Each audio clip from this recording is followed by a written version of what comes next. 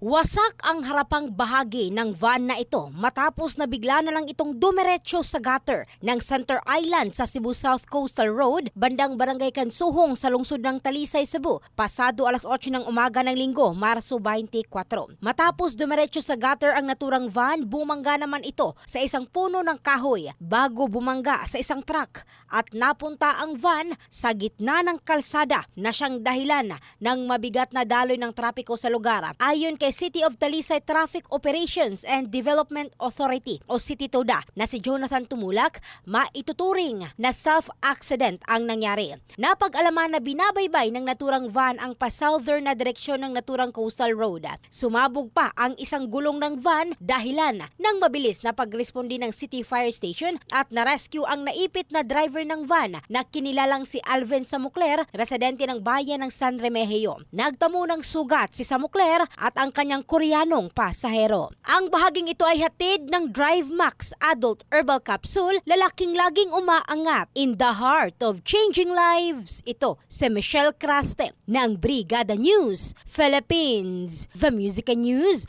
Authority.